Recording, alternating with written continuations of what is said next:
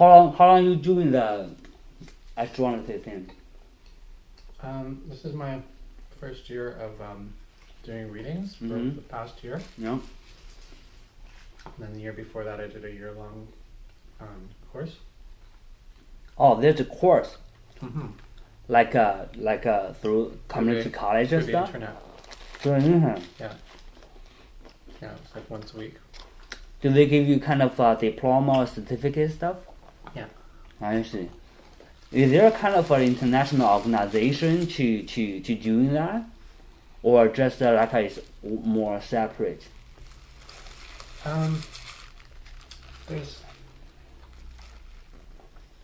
There's international organizations and stuff. Yeah. But I mean, our society doesn't really. No. You know, it's like still kind of fringe, even though it's been around for a long, long time. Yeah. But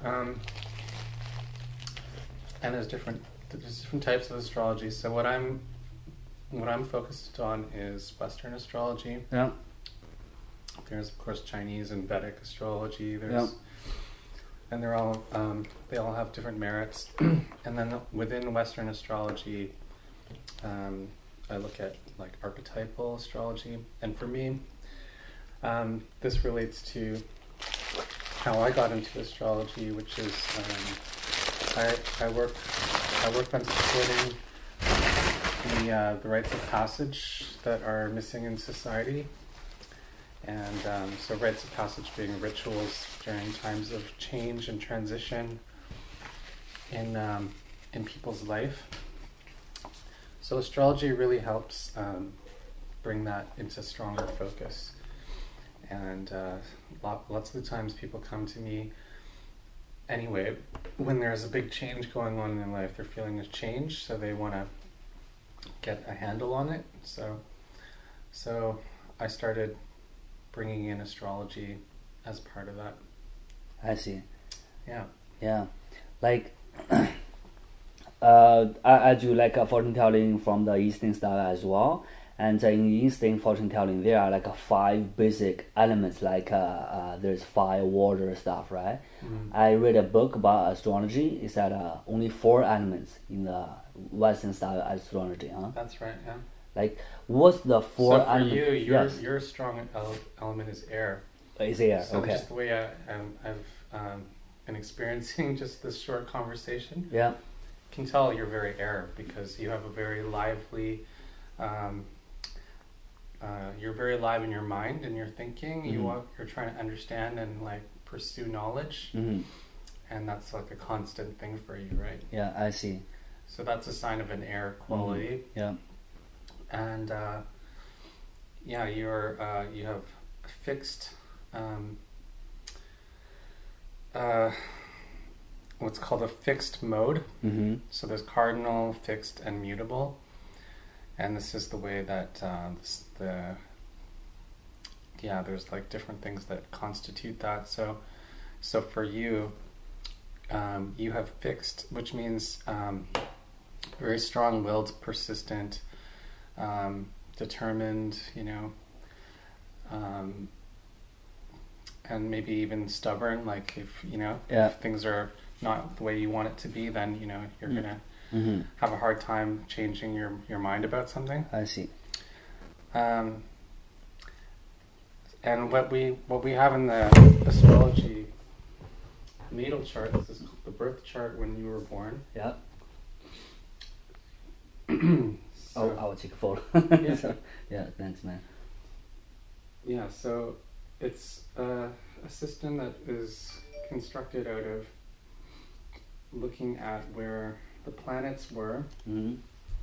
in which astrological sign at the hour that you were born. So 2:40 a.m. on October 15 in Shandong. Mm-hmm. And so at this time, your sun was in the sign of Libra, mm-hmm. in the the 3rd house, along with closely. This is called a conjunction, because it's very close to the planet the sun is considered a planet as well in astrology. I see. Yeah. And so in this case, your sun and Mercury are very close, so they would almost be counted together. They're kind of like blended. And so another thing about so the sun is about your how you like to be seen in the world, how you like to have your sense of self identified. And so with the blend of Mercury, Mercury is a planet that's connected to an archetype around communication. Yeah. So like the fact you like to podcast and you like to communicate and share ideas. I see. So you're like a messenger. And so this is part of like, and then in the sign of Libra is about, it's the sign of the scales, it's the sign of balance or justice. It's about relationship. And so your interest in communication and around identity is strongly tied to like creating balance and harmony in people's lives. I see. And in your relationships. And in the third house, so each of these 12 houses corresponds to different aspects of life. Okay. So it begins with your first house. This is your sense of self. The second one is your resources towards like your vocation, towards your sense of security. And the third one is your concepts, your ideas, your mental kind of way of looking at the world. And the fourth one is your sense of emotional stability and your foundation. Yeah. A lot connected with your family, your ancestors. And the fifth one is like around the joys in life, the creative passions, love, passion, around creativity and expression. And then sixth is around like organizing the details of your mundane everyday life. Yep. Seventh is around partnership. And eighth is around like the material manifestation, around inheritance, around also around like transformation in your psyche. And the ninth is around higher learning. 10th is around your place in the world, things that you do that are recognized. And the 11th is your people of like mind, your associations, your community networks. Yeah. And then 12th house is kind of like outside of the world. It's your interior world. It's your secret places. Yeah. It's your subconscious. So that's just kind of a quick overview. Each of those has a lot more that you could kind of say about them. Like, who decide like which house represent what information? Like, say, this is past like a long time ago, so it's supposed to be like this, or like somebody made this way. Well, astrology's gone through many evolutions. You know, there's like different ways of looking at it at different time periods, and so when we study astrology, sometimes we learn like, oh, this is kind of how the ancients kind of viewed it, and this is how kind of modern astrologers look at it. But you know, the science of astrology is noted as being like back to the time of Babylon. Yeah. You know, so it's amongst our earliest civilizations, and the way they would use it in the ancient times would be at the level of kingship, of like, you know, determining when to do very important matters, you know, and in all different cultures, you know, when to time a marriage, you know, and when to start a war, right? Like how to determine like favorable outcomes. Yeah. So that's another application of it. Yes. it's the same as China, but the system, like we develop like modern terms, modern ways to doing that. It's kind of way different than before. The old way we don't use anymore. We can still use it, but it's not very accurate. I mean, the 12 houses or the planets, the system is kind of the similar as before, or is kind of way different than before. Yeah, as I was saying, it's changed over time. Changed over time, right? Yeah. Like can you give me a percentage, like a 50% different, or like a 80% different, or just 20 or 30% different?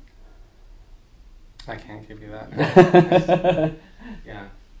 Yeah. Just to remind you that I'm like at the start of practicing astrology. Yeah, I see. I'm by no like really.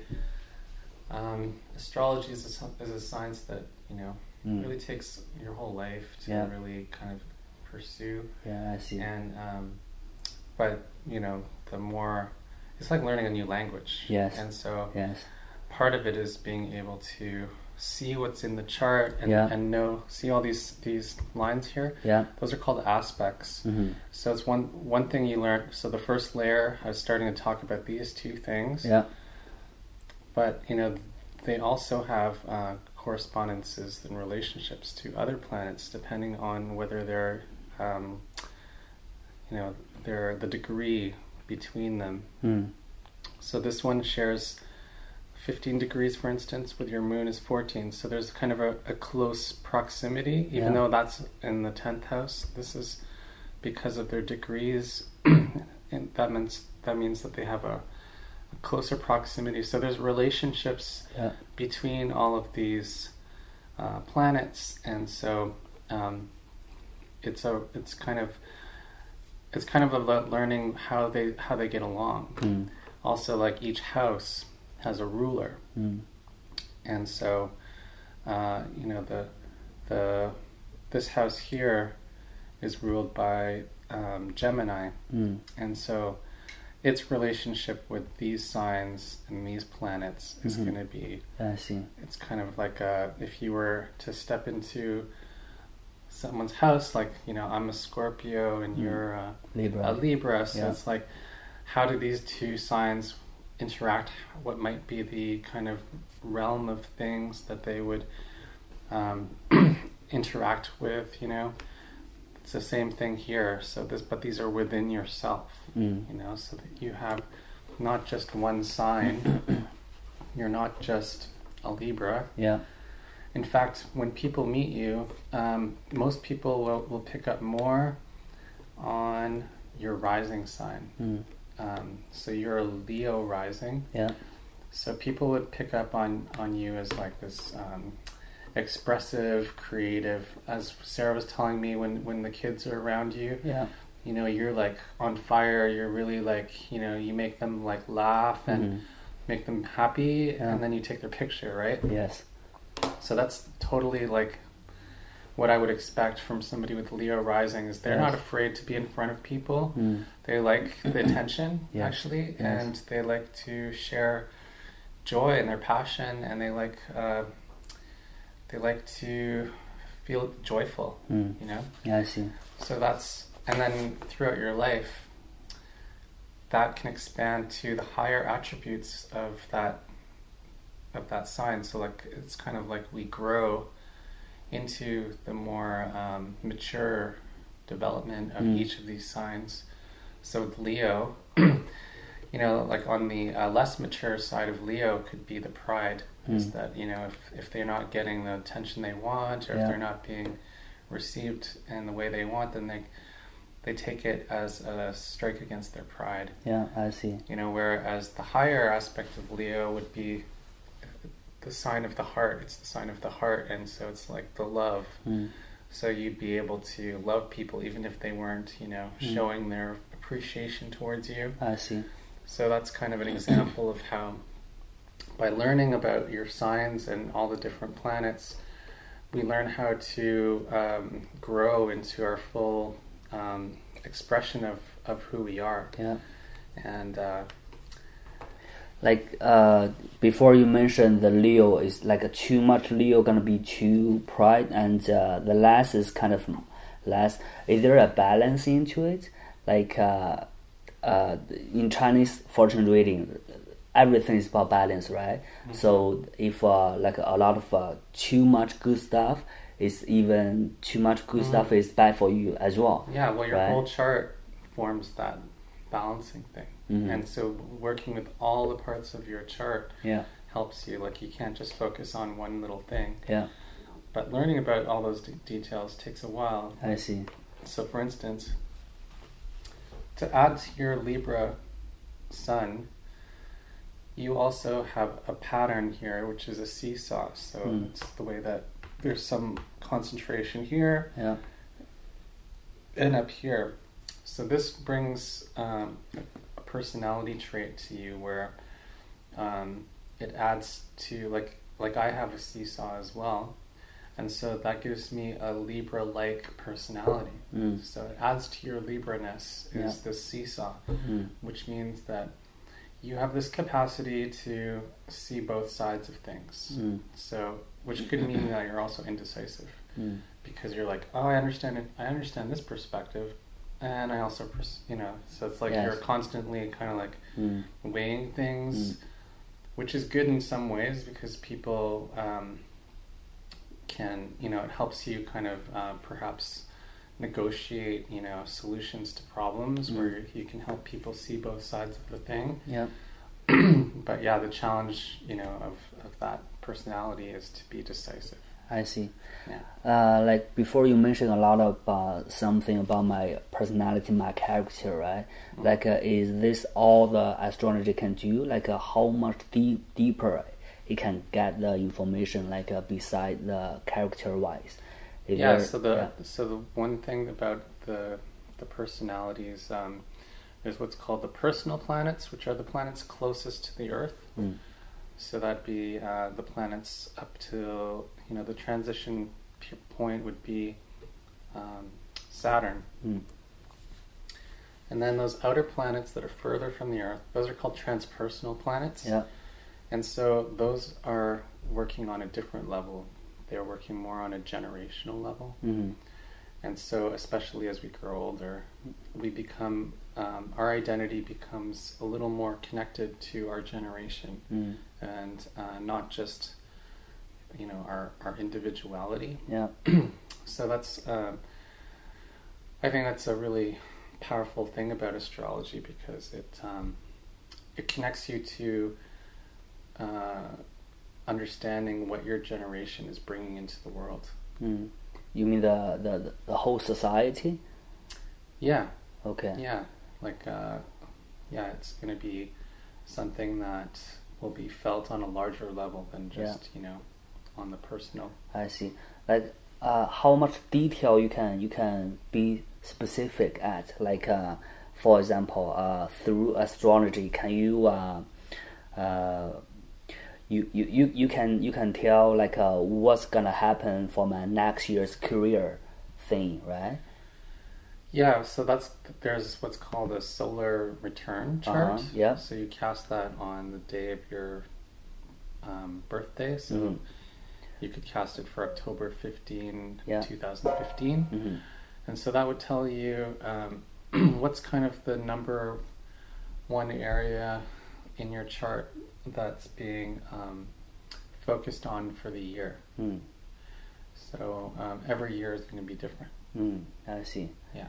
Like, but for example, like next year, maybe I'm gonna sign a contract with someone to do business with, right? Like, can you tell the information about that guy, like the business partner I deal with next year, can be that specific? Well, there's something called Synastry Astrology, which is where you take another person's chart and then you would find the midpoint, between those two charts, and that shows the areas where you have the most like in common, but it also shows you where there's nothing in common, or where you might be like kind of butting heads. I see. Yeah. and that's usually something you would use for like more of a love relationship. Okay. I mean, there is ways to.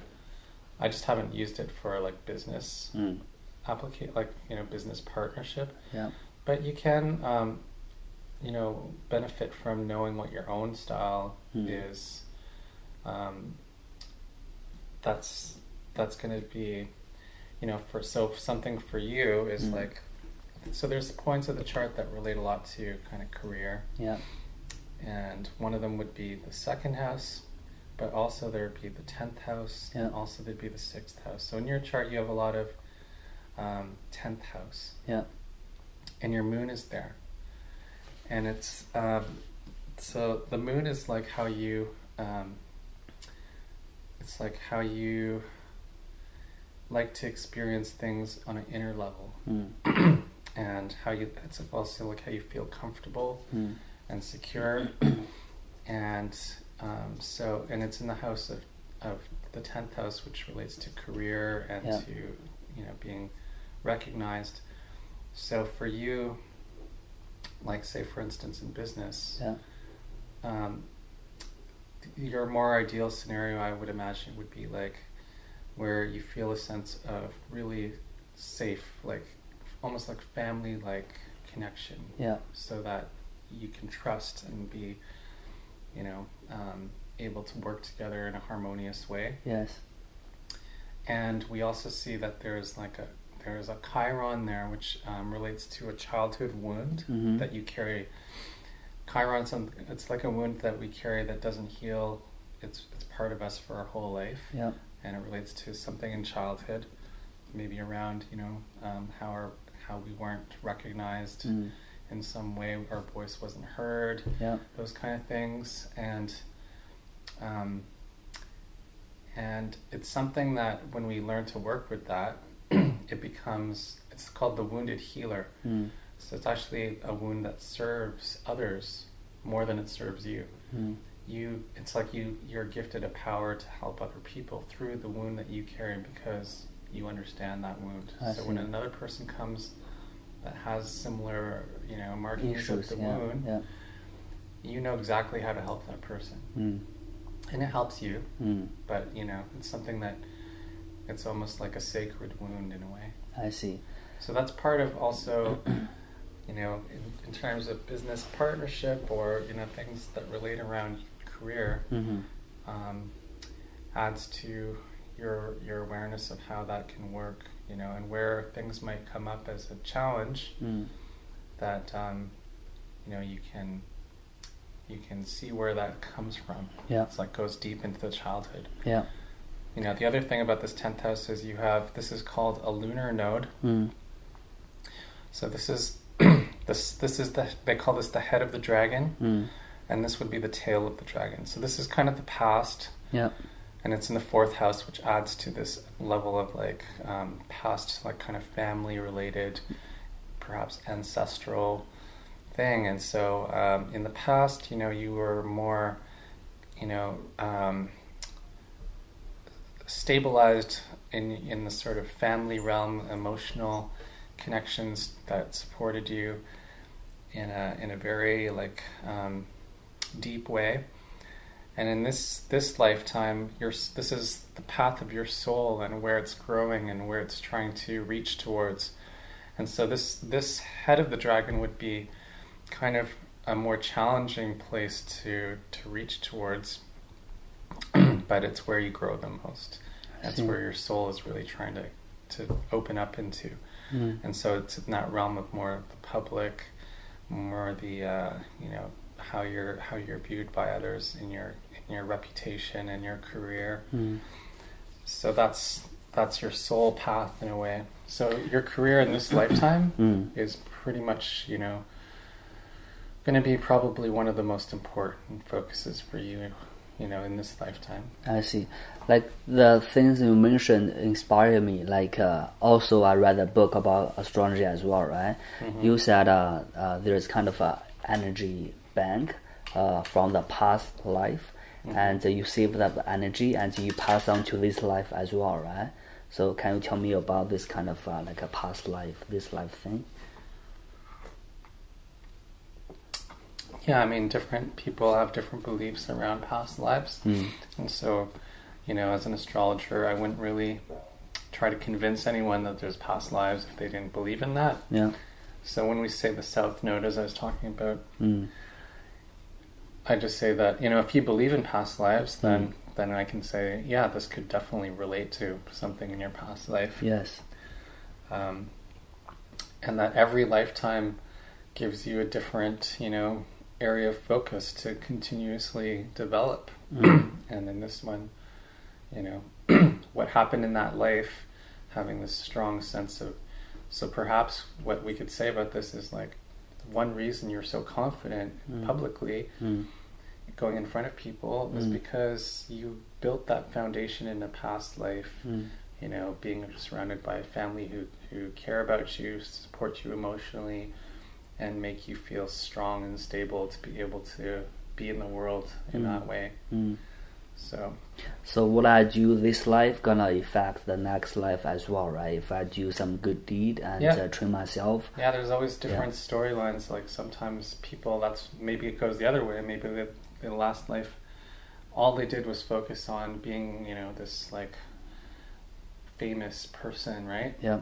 And that kind of reached a limit, and now what they have to learn is like how to be around, just their close family, around, tending relationships in a more close way, and not so much like being always the star of the show kind of thing. Yeah.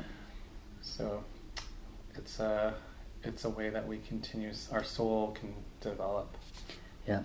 And before we start with the solar circle thing, like you can know the information like maybe 10 years from now or 20 years from now, right?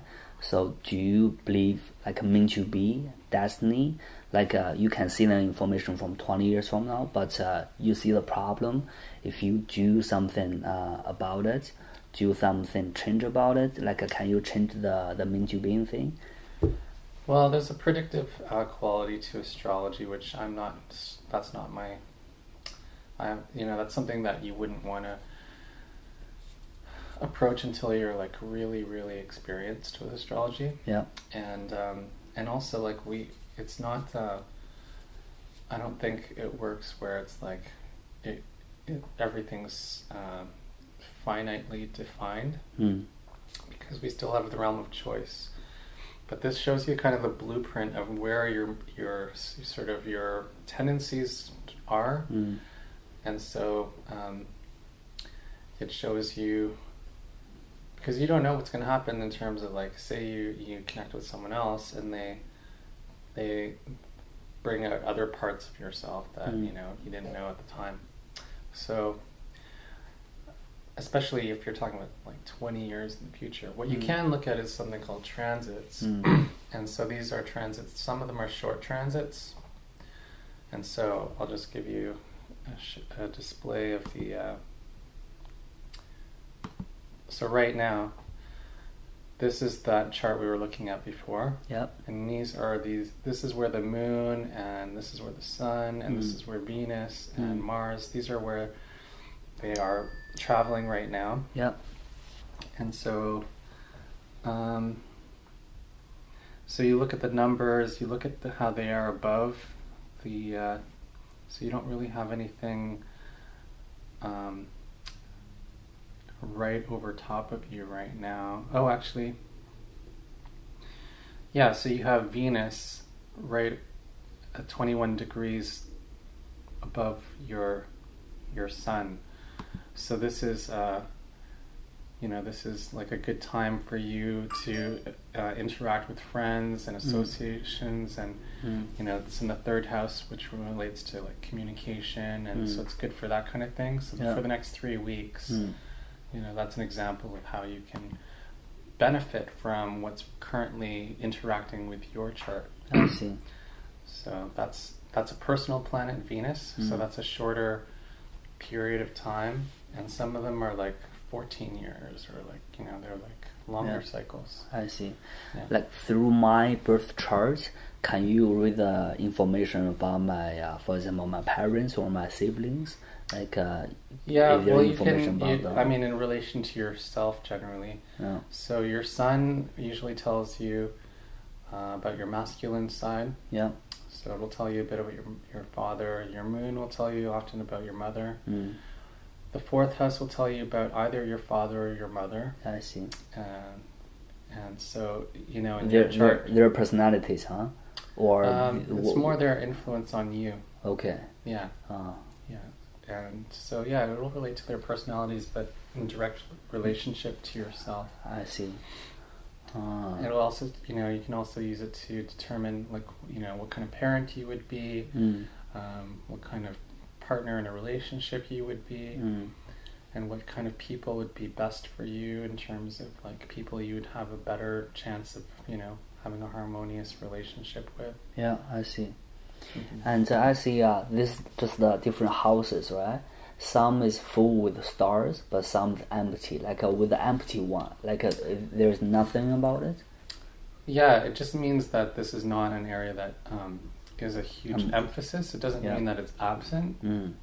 It means that it's no focus. It's an area that you are free to do whatever calls you in those areas, and it might relate to some of these aspects because the qualities express themselves not only by planet and sign. They could be in other ways, but they tell you where the emphasis is going to be. Yeah, I see. So for you, whenever there's 4 or more planets in one house, that's called a stellium. Yeah. So you have a stellium in the 3rd house, which relates to communication and ideas and mental, kind of concepts of the world that you have formed.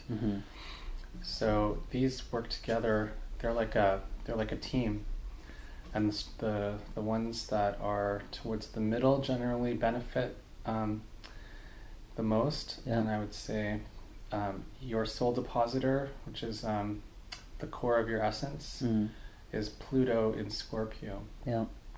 So this is the essence of your. So in a lot of ways, your core essence is like a Scorpio. Yeah. It's very interested in the mysteries of life and understanding the hidden secret knowledge. And that's like always going to be like in the center of who you are, and what your interests are, and how you impact people, in the world, because that's forming your mental framework. All right. Well, wonderful. Last question. Through the chart, like, can you tell whether I can do good or not in the fortune telling stuff? Well, just what I said there. I mean, anybody with a Pluto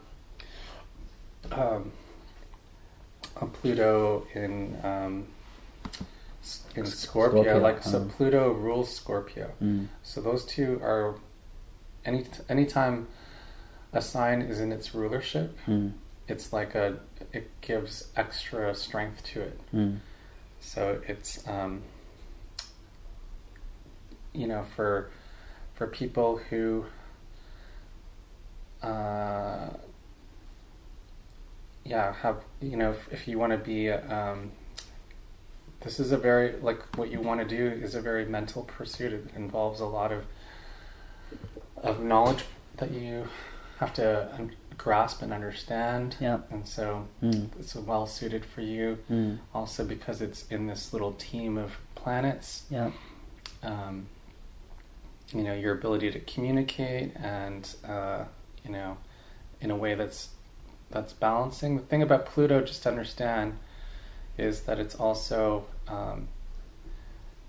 like I was saying about maturity. Like its immature state would be where it's trying to control people or try to manipulate them to what you want. So as somebody who does readings for people, the general practice I think that applies is just like counseling, right? You don't want to put your projection into, you don't want it to be about you. Yeah. You're trying to support them. So this is where your very Libra-like quality will probably come into play, where you can like balance that out and balance this, because it's about learning to work with your power. It has to be used responsibly. Yeah. And it's always the temptation when we see something in someone's chart and we want something from them, or that we might like speak to something in a way that's actually trying to benefit ourselves, give us some of the benefit. Yeah. And so we just have to be aware of that and not let that be what's guiding us. But on the more mature scale of that, or side of that, we can really help people to see, because I'm a Scorpio too, I'm speaking as a Scorpio. Yeah. You can really help people dig deep and go beyond the surface of things into the more subconscious, the more deeper roots of what's going on in the situation. Yeah. Like. So I think you will. Yeah. Perfect. Nice. Yeah, and I think also just the fact that, as this is me speaking as somebody who's got Chinese ancestry, I think we're now in a time where people are being called back to their ancestors, because for a long time, the way the world has functioned has been to separate people from their ancestral lands, from the lineage of family who knew things, and so it was disrupted violently in so many cases.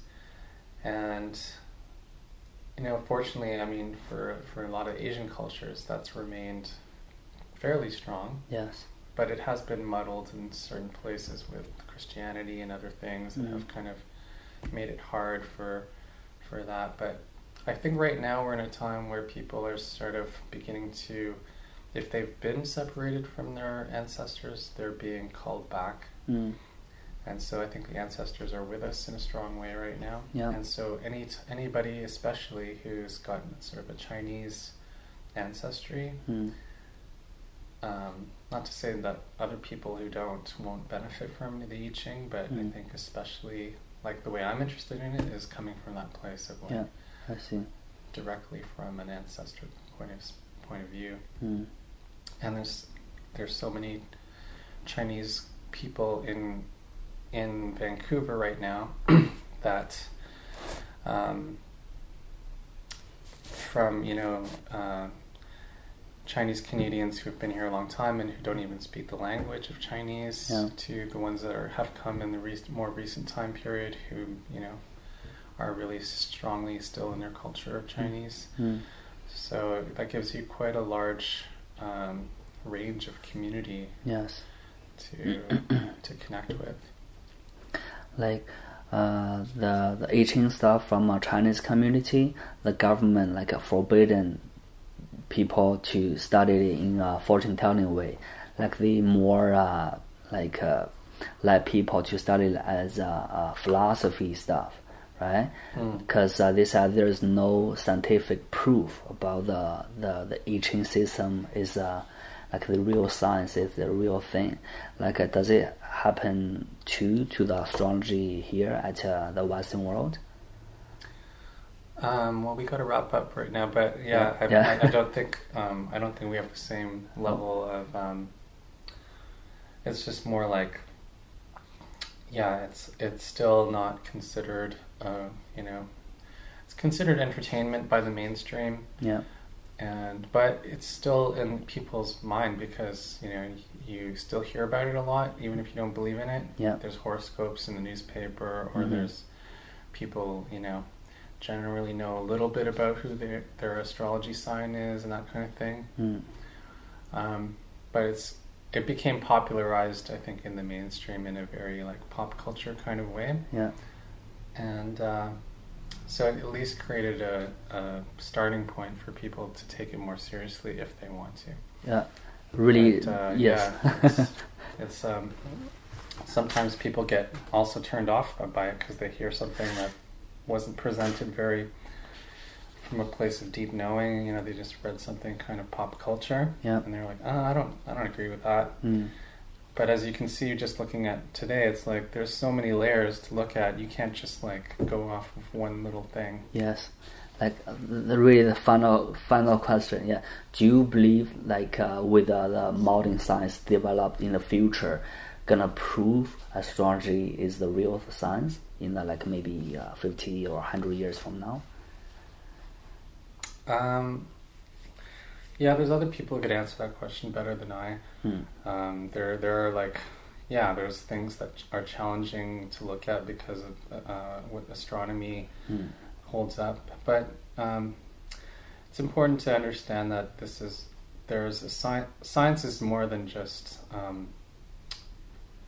things that are measured in like with physical instruments. Science, yeah, there's a very like kind of dominant culture perspective around what constitutes science, and yet science has been present through many different cultures to help understand things. And so really, I mean, astrology is one of the first sciences, you know. It's something that's been there so long that the only reason we're talking about it today is because it's established itself as being, you know, like I said, kings use this stuff. So it's like there's even like the presidents and the, you know, the political people in office now, they are using astrology for sure. Yeah. And so I think that, yeah, trying to discredit astrology is really coming from a place of like denial, you know. It's not really like we have to prove anything because it's proven itself way it's proved itself through all of human history. Okay, awesome. Yeah, so we don't have to look to the future, we can look to the past and see that it's already there. Okay, perfect. Okay, all right, thanks a lot. Yeah, thanks. All right. Do you have a kind of a website or something I can put in the video to help you to promote yourself? To help you to give you more customers? Yeah, I just have the... or a business card Facebook? I just have this on Facebook. So sure, Astrology with Sobey. Okay.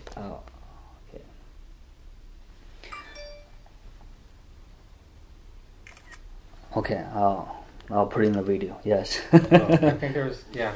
Yes, okay, all right. I'll bring you a lot of customers. All right. Yeah, unfortunately I can't speak.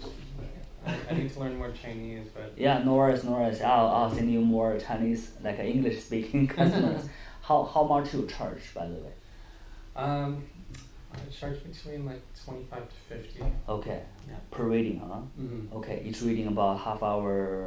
It's usually an hour and a half. Usually it starts with somebody telling me their story of their life in relation to where they're at right now. I see. And then we'll look at the chart and be like, this is the mirror of what you just told me. Yep. So it kind of...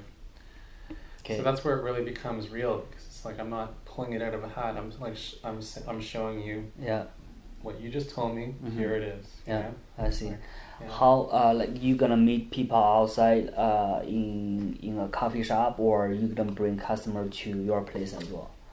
Yeah, it depends. Depends. Okay.